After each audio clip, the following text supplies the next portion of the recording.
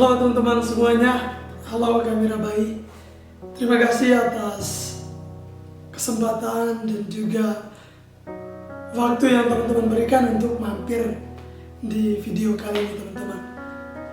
Mungkin beberapa teman-teman yang belum mengenal saya akan memperkenalkan diri. Nama saya Simply Siskura, yang biasa dipanggil Simply, dan pada saat ini saya berada di semester 3 teman-teman, semester yang baru. Dan pada kesempatan ini saya ingin men-sharingkan apa yang sudah saya dapatkan dari perkuliahan di minggu yang lalu. Nah, tapi sebelum kita bahas nih teman-teman, saya sedikit memperkenalkan kepada teman-teman siapa dosennya. Ya, pasti teman-teman penasaran kan? Jadi dosen yang mengajar kami 2 mata kuliah itu adalah Kak Mira. Ya, nama lengkapnya adalah Mirabai Bana. Ya, jadi kami menyapanya Kak Mira. Nah, Kak Mira ini sekarang berdomisili di Pakistan teman-teman. Lalu beliau juga adalah seorang alumni BK Atmajaya. Ya, itu. Lalu kalau mengenai prestasi, mengenai pencapaian-pencapaian, itu sudah banyak ya teman-teman ya. Teman-teman boleh mencari lebih banyak lagi mungkin di Instagramnya, mungkin searching juga di Google, pasti banyak pemberitahuan mengenai siapa Kak Mirabai Bana ini. Nah, sekarang kita masuk nih teman-teman ya. Jadi kemarin waktu perkuliahan kemarin itu kami memulai dengan mata kuliah konseling humanistik teman-teman. Jadi di dalam pertemuan kami itu awalnya kami perkenalan dulu, saling berkenalan. Tetapi kebetulan Kak Mira itu sudah mengenal kami satu persatu, karena sebelum pelajaran Kak Mira sudah memberikan tugas kepada kami untuk menulis atau menceritakan sedikit mengenai identitas kami masing-masing, dan kami sudah mengirim tugas itu ke Kak Mira. Jadi Kak Mira sudah tahulah siapa sih kami, seperti itu. Sehingga kemarin pas pertemuan pertama itu Kak Mira yang lebih banyak memperkenalkan dirinya. Ya, karena ya kami juga belum tahu banyak tentang Kak Mira ini. Nah, jadi dalam sharing pribadi dari Kak Mira itu membuka wawasan saya juga ya, membuka pemikiran saya bahwa ternyata orang yang sukses, orang yang berhasil saat ini itu mempunyai proses perjalanan hidupnya itu tidak mulus ya, tidak baik-baik saja, ada jatuh bangunnya ya. Itu yang kurang lebih yang diseringkan oleh Kak Mira. Jadi Kak Mira sendiri merasakan itu, dan saya juga melihat kembali pengalaman saya itu. Saya pikir-pikir ya benar juga ya, untuk sampai pada titik ini itu tidak mudah, pasti ada jatuh bangunnya ya. Nah, itu yang perkenalan ya, garis besar perkenalan yang diseringkan oleh Kak Mira teman-teman. Jadi insight yang saya dapatkan dari sisi perkenalan yaitu ya, jadi setiap kesuksesan dari setiap orang atau keberhasilan itu ternyata mempunyai proses yang panjang dan ya butuh kesabaran dan perbaikan yang terus-menerus ya, mengolah diri untuk lebih baik. Itu yang insight yang saya dapatkan dari sharing Kak Mira. Nah, setelah itu kami mulai masuk ke materi, tetapi bukan langsung materi konseling humanistik. Kak Mira membantu kami ya, dan saya juga untuk mereview kembali, melihat, mengingat-ingat kembali apa sih yang sudah kami dapatkan, ya, konseling apa sih yang sudah kami dapatkan di semester yang lalu. Nah,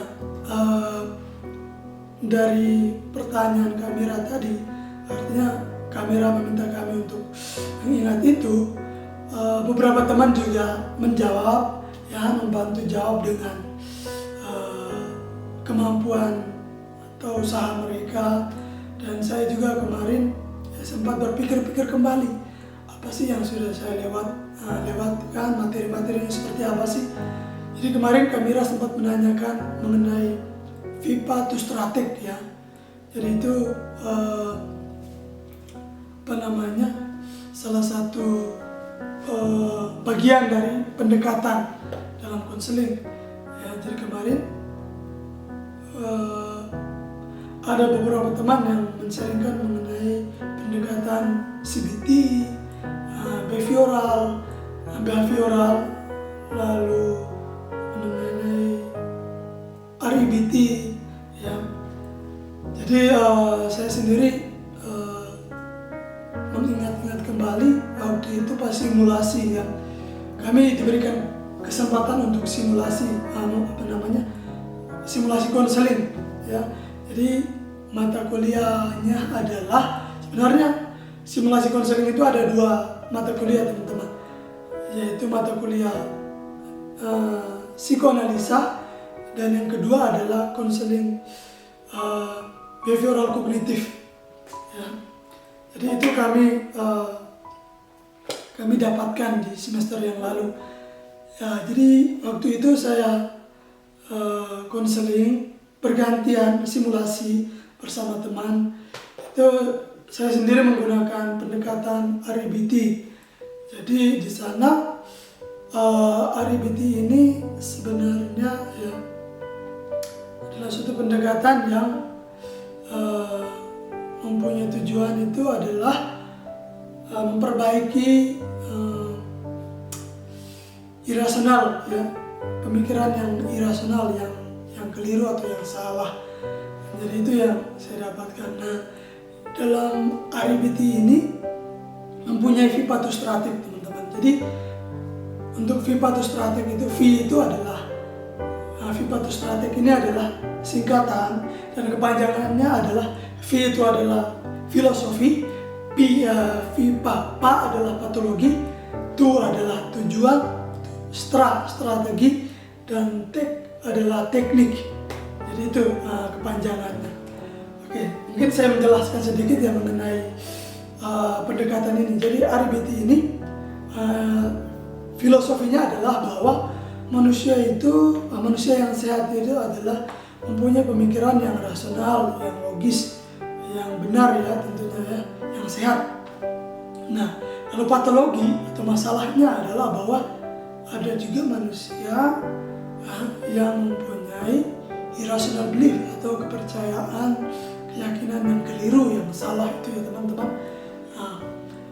Lalu tujuannya adalah membantu individu itu, dengan pendekatan ini membantu individu untuk kembali atau menyadari dan memperbaiki pemikiran yang keliru itu atau irrational belief itu. Nah, lalu strateginya itu ada rumusnya, ya, A, B, C, D, E, F. A itu adalah activating events, ya, jadi aktivitasnya.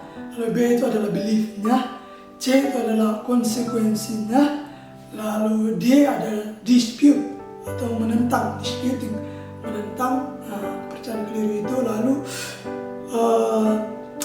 A, B, C, D, E, ya, adalah efeknya, ketika ditentang efeknya apa. F adalah new feeling, perasaan yang baru atau pemikiran yang baru setelah melalui tahap-tahap strategi itu, ya.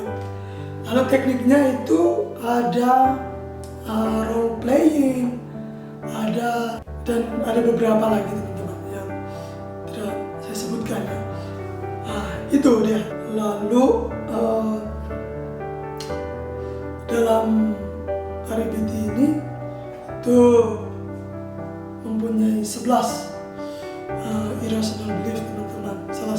yang saya ingat itu adalah bahwa jadi orang mempunyai pemikiran atau keyakinan bahwa saya harus mengkhawatirkan semua hal. Nah, itu adalah irrational belief, teman-teman. Jadi itu pemikiran yang keliru ya, yang salah. Sebenarnya tidak seperti itu. Jadi tidak semua hal itu kita khawatirkan. Jadi RBT ini membantu seperti itu, teman-teman, untuk keluar dari pemikiran seperti itu. Ya. Selain RBT, itu saya juga sedikit ya mengingat mengenai behavioral dan juga ada CBT ya, cognitive behavioral terapi. Jadi dari behavioral sendiri itu mempunyai 3 tokoh yang mengembangkan teori ini ya, behavioral, yang bergerak dalam behavioral. Itu ada Ivan Pavlov, itu dengan pendekatannya itu terkenal itu dengan classical conditioning itu. Lalu ada operant conditioning, itu yang kedua, itu tokohnya adalah Skinner. Lalu terakhir adalah social learning, itu tokohnya adalah Bandura. Lalu ada juga CBT, itu mengenai dia juga mempunyai Vipatus Strateg ya. Jadi filosofinya itu bahwa manusia yang sehat itu mempunyai pemikiran yang adaptif ya. Pemikiran yang adaptif artinya yang lurus, yang benar, yang teratur ya, itu. Lalu patologinya adalah bahwa ternyata manusia itu juga mempunyai pemikiran yang maladaptif atau yang tidak teratur. Lalu itu tujuannya adalah memodifikasi pemikiran yang maladaptif itu biar menjadi adaptif ya, menjadi teratur. Sedangkan strateginya adalah jadi kepercayaan atau keyakinan pemikirannya yang lama lalu dimodifikasi, itu menghasilkan pemikiran yang baru. Itu strateginya ya. Lalu untuk tekniknya itu ada banyak ya, ada flooding itu ya, dan lain-lain. Itu yang sejauh yang saya ingat, teman-teman. Jadi untuk CBT ini sendiri itu menekankan pada distorsi kognitif ya, gangguan-gangguan dalam pemikiran itu. Misalnya itu mind reading ya. Mind reading itu artinya bahwa dia melihat orang, sebenarnya orang itu tidak mengatakan apa-apa tentang dia, tapi dia sendiri dalam pemikirannya berkata, oh itu pasti dia lagi ngomongin ini. Nah, orang itu pasti sedang membicarakan saya. Oleh katakan seperti itu, teman-teman, ternyata itu tidak sehat. Itu adalah salah satu distorsi kognitif ya, itu. Oh ya, sedangkan yang tadi behavioral itu mengenai pada perilaku, habit ya seseorang. Nah, itu fokusnya ke sana. Sedangkan yang REBT itu mengenai rasional juga, lalu perilaku juga, emosi juga di sana. Fokusnya ke sini, teman-teman ya. Lalu setelah itu kami juga membahas mengenai tahapan-tahapan dalam konseling. Jadi kemarin teman-teman juga sudah sempat menyinggung, menyebutkan juga dalam kuliah itu ada 4 tahap ya, teman-teman. Jadi tahap pembuka, ada tahap transisi, lalu isi atau intinya, lalu penutup. Jadi ada 4 tahap, teman-teman. Dan setiap tahap itu mempunyai bagian-bagiannya sendiri ya. Apa yang harus dilakukan, itu ada langkah-langkahnya. secara garis besar seperti itu teman-teman. Itu. Lalu dalam pembahasan kami itu juga bahwa dalam konseling humanistik ini fokusnya akan pada beberapa pendekatan ya. Di sana ada person center, lalu yang kedua ada eksistensialisme, lalu yang ketiga ada gestalt, lalu yang keempat adalah logoterapi. Itu, dan yang kelima adalah mind skill. Nah, jadi kalau berbicara mengenai humanistik ini berarti berbicara mengenai apa adanya manusia ya teman-teman. Jadi kalau dalam konseling misalnya dalam psikoanalisa itu kan pembahasan itu kan mengenai sangat terstruktur ya. Jadi dalam psikoanalisa itu sangat terstruktur perjalanan perkembangan manusia dari bayi sampai dewasa. Nah, jadi dalam psikoanalisa itu secara nggak langsung mengajarkan bahwa ketika seseorang itu mengalami gangguan pada saat ini berarti akan ditelusuri kembali, mungkin pada masa ini ada bermasalah nih pada masa ini, entah masa bayi atau kanak-kanak itu yang mungkin terlewati. Jadi mungkin itu yang akan ranahnya ke situ ya, psikoanalisa. Sedangkan untuk humanistiknya, kalau pada saat ini bermasalah ya oke, diterima, it's okay, tidak masalah, tetapi membantu dia untuk mari kita bersama-sama mencari jalannya untuk kamu keluar dari permasalahan ini. Jadi lebih kepada pemaknaan ya teman-teman ya, itu yang konseling humanistik. Itu lalu tadi saya sempat menyinggungkan mengenai mind skill. Jadi mind skill ini sebenarnya nanti kami akan dapatkan juga supaya membantu seorang konselor itu hadir ya 100% atau bagaimana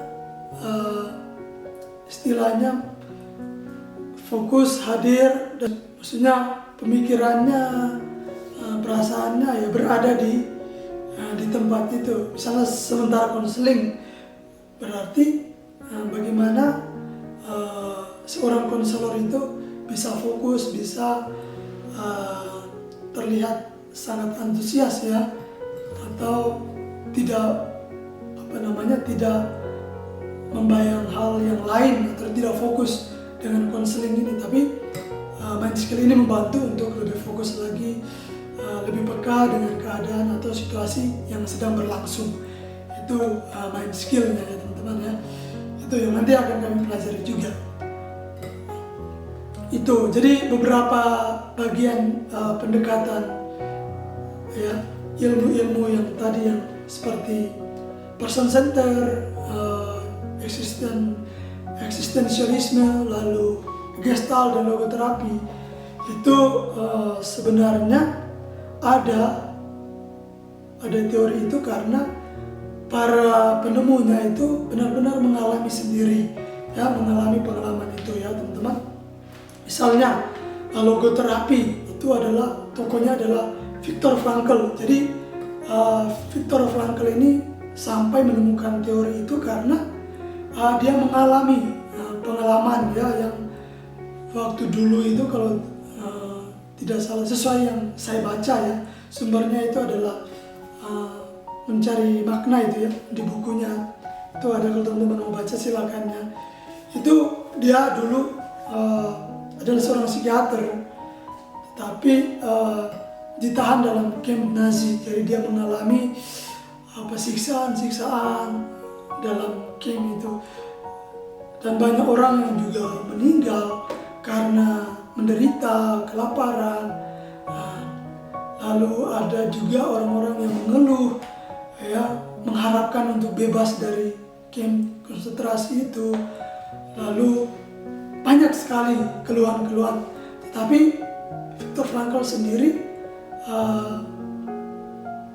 bisa bertahan. Itu karena dia memaknai setiap apa yang terjadi di dalam hidupnya. Nah, itu kira-kira. Itu begitupun dengan teori yang lain, person center, eksistensialisme seperti itu, atau Gestalt, itu mempunyai cerita sendiri. Jadi teori itu muncul karena ada pengalaman pribadi yang diolah, lalu muncullah teori itu. Ya, jadi itu teman-teman pembahasan mengenai pertemuan pertama mata kuliah konseling humanistik. Dan sekarang kita masuk yang kedua. Poin yang kedua adalah konseling postmodern. Nah, jadi waktu mata kuliah kedua ini teman-teman kami masuk ya, waktu itu langsung kami Rabai mengeluarkan suatu pernyataan yaitu check-in. Jadi dia meminta kami, apa yang kalian pikirkan tentang check-in? Ya, jadi kami juga, termasuk saya juga ya, walaupun tidak menjawab secara langsung, tapi punya pemikiran, oh check-in ya pasti check-in di bandara misalnya ya, di bandara, lalu cek COVID, cek kesehatan ya, seperti itu ya. Impressionnya waktu itu seperti itu yang terlintas ya. Itu. Tetapi sebenarnya yang mau atau maksud dari pernyataan kamera yang tentang check-in itu sebenarnya ya melihat lebih dalam lagi, itu ya tujuannya. Apapun ya, pokoknya melihat lebih dalam, lebih jauh lagi. Jadi istilahnya ya masuk ke makna ya, kalau mau dibilang ya. Nah, kemarin kami diberikan 2 pertanyaan ya. Waktu itu 2 pertanyaan, yaitu yang pertama, apa kekhawatiranmu saat ini? Yang pertama, lalu yang kedua, perkataan positif seperti apa yang kamu mau berikan kepada dirimu agar bisa merasa lebih lega, tenang, seperti itu. Itu 2 pertanyaan itu yang diberikan kepada kami. Lalu kami diminta untuk menjawab sebebasnya kami atau semampunya kami. Jadi ada beberapa teman yang menjawab itu. Lalu kamera memperdalam lagi pemikiran kami. Kira-kira dari 2 pertanyaan itu ya, dia bertanya, dari 2 pertanyaan itu mana yang humanistik dan mana yang postmodern, dari sudut pandang konseling humanistik, dan mana yang dari sudut pandang postmodern ya. Nah, lalu dari pertanyaan itu ada beberapa teman yang menjawab, termasuk saya juga berusaha menjawab semampu saya. Jadi kemarin saya sendiri sempat menjawab ya, bahwa pertanyaan yang pertama bahwa apa kekhawatiranmu saat ini, itu adalah masuk ke humanistik ya. Kenapa? Karena humanistik itu kan merujuk pada masalah ya, masalah apa yang dialami oleh konseling ya, mengenai masalah atau kekhawatiran diri itu kan sangat pribadi ya, sangat dalam dirinya. Lalu yang kedua, pertanyaan yang kedua, kata positif ya untuk dirimu agar lebih tenang dan tetap tenang. Itu saya golongkan ke dalam konseling postmodern. Alasannya adalah karena dalam konseling postmodern itu dia tidak memandang lagi hal-hal yang negatif dari pribadi seseorang, tetapi dia lebih mengarah pada potensi atau kemampuan apa yang bisa dikembangkan oleh konseling itu. Nah, lalu ada beberapa teman juga yang menjelaskan berbeda dengan saya, mengatakan bahwa yang pertanyaan pertama itu adalah postmodern ya. Lalu pertanyaan yang kedua itu adalah yang humanistik dengan alasan-alasannya sendiri. Ya, tapi pada akhirnya kami Rabai menjelaskan bahwa sebenarnya tergantung konteksnya, ya, tergantung konteksnya. Jadi jawaban yang sudah kami berikan itu benar, ya, benar. Dalam artian bahwa pertanyaan pertama itu kalau berdasarkan teorinya itu bahwa memang benar bahwa konseling humanistik itu merujuk pada permasalahan, ya, permasalahan apa yang dialami oleh konseling itu yang akan digali. Sedangkan postmodern itu lebih melihat apa sih potensi hal-hal positif yang harus atau bisa dikembangkan, ya, diperbaiki itu. Nah, jadi itu benar. Lalu pernyataan teman yang lain yang mengatakan bahwa pertanyaan kekhawatiran itu postmodern dan kata positif untuk diri sendiri itu humanistik, itu juga benar, ya.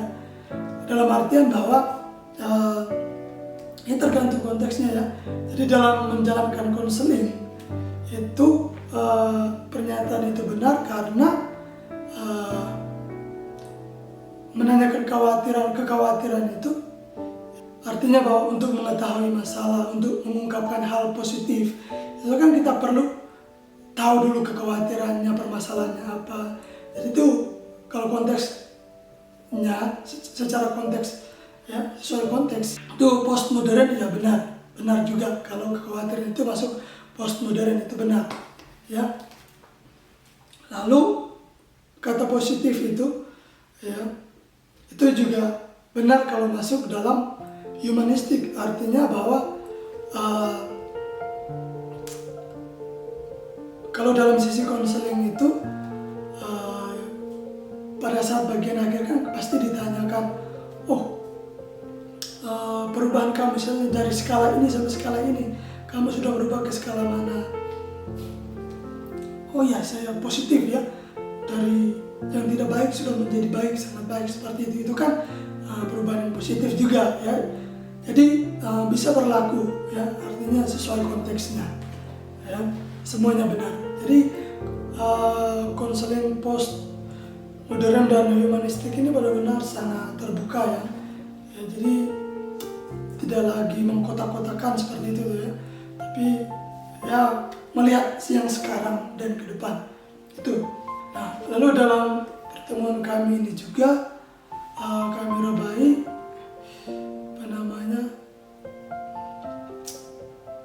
membantu kami membuat suatu konseling secara langsung. Jadi tidak ada simulasi, tidak ada percobaan, benar-benar real, ya, konselingnya. Jadi dari ada salah satu teman yang mewakili kami untuk membantu Kamira, ya, atau membantu kami semua untuk melihat konseling itu seperti apa. Jadi dalam konseling itu Kamira menggunakan pendekatan person center, ya, person center. Lebih spesifiknya tekniknya adalah solution focus brief counseling. Jadi fokus pada solusi, ya, itu. Nah, ya, jadi setelah sesi konseling itu selesai, ya, Kamira meminta kami untuk membagikan insight apa yang kami dapatkan. Lalu beberapa teman juga men-sharingkannya, ya. Dan saya sendiri mendapatkan insight bahwa yang menarik, ya, sangat menarik teknik yang digunakan, ya, oleh Kamira tadi, ya, solution focus brief counseling. Saya baru pertama kali mendengarkan itu, ya. Jadi sangat menarik dalam proses konseling itu. Jadi Kamira baik sudah memberi gambaran seperti apa nanti berjalannya konseling itu. Lalu juga dalam teknik ini tidak mengutarakan hal-hal yang pengalaman yang bersifat traumatis, tapi lebih kepada apa yang dialami saat ini dan fokus mencari solusinya. Itu yang menarik. Lalu ada beberapa cara atau teknik yang digunakan atau skill yang digunakan oleh Camira, yaitu seperti exception questions. Jadi artinya pertanyaan pengecualian. Jadi misalnya dalam konseling itu kayak dia mempertanyakan si konseling ini, mempertanyakan si konseli agar mengetahui mengetahui sejauh mana dia sudah mencoba. Misalnya saya punya masalah saya takut bertanya, pada saat ini saya takut bertanya kepada dosen. Nanti dia akan si konselor akan bertanya, apakah dulu kamu pernah bertanya, sudah mencoba untuk bertanya sebelumnya? Nah itu salah satu contoh dari pertanyaan pengecualian ini atau exception questions.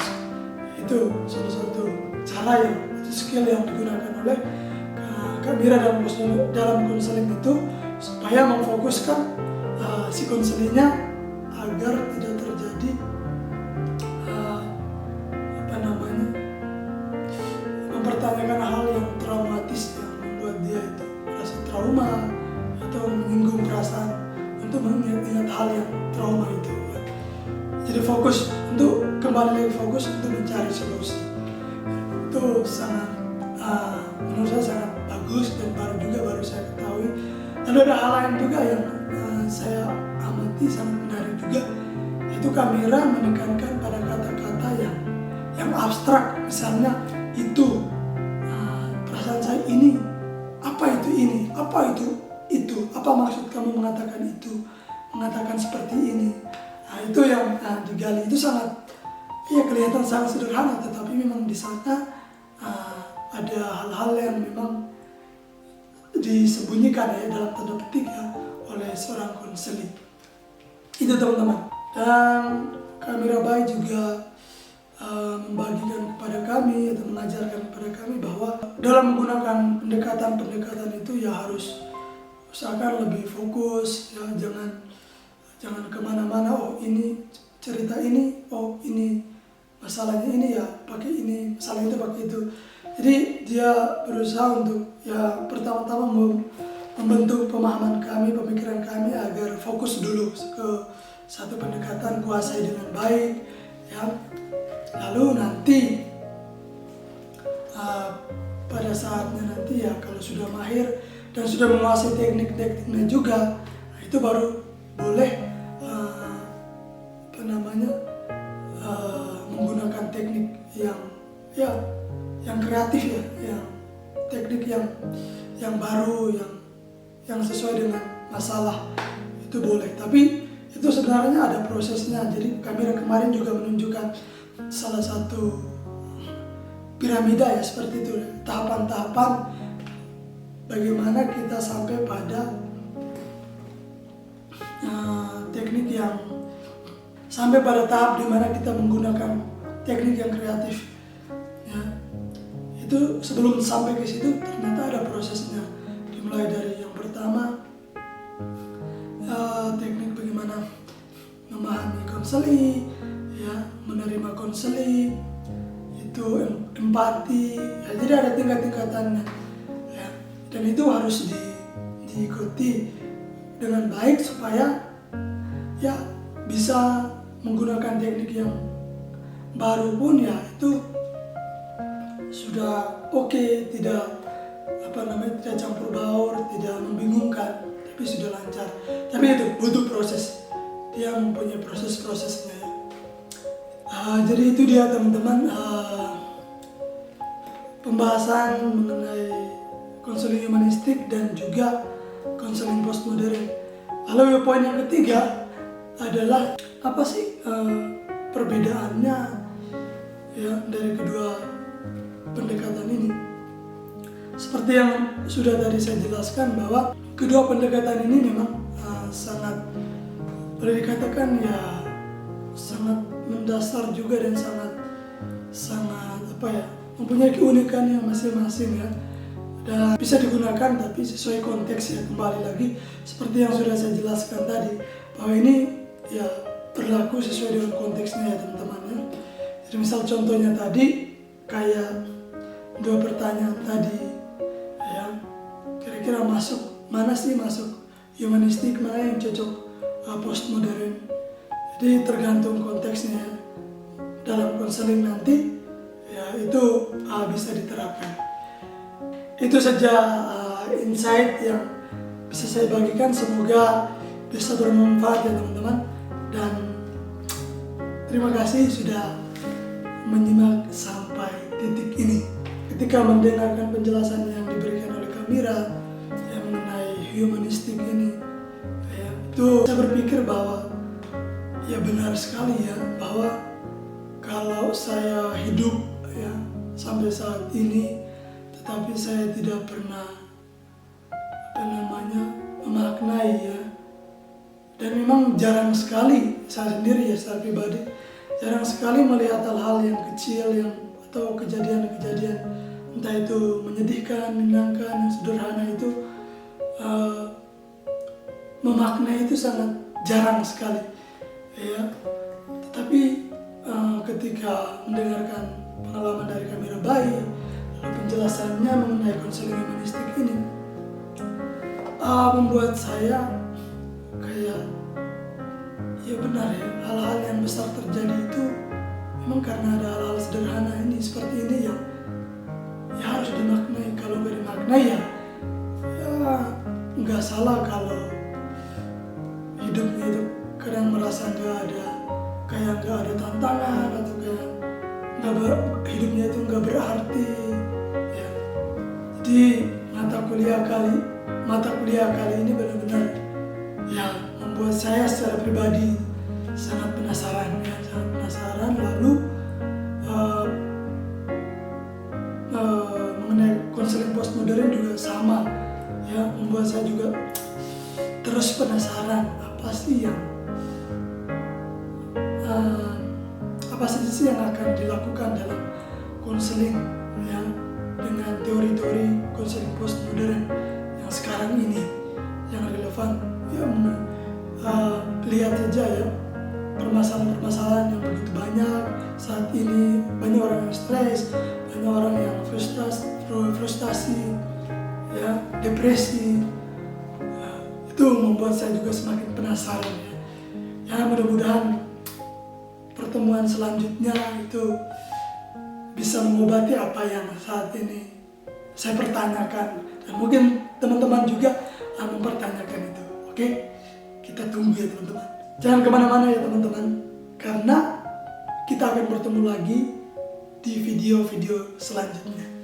Dadah.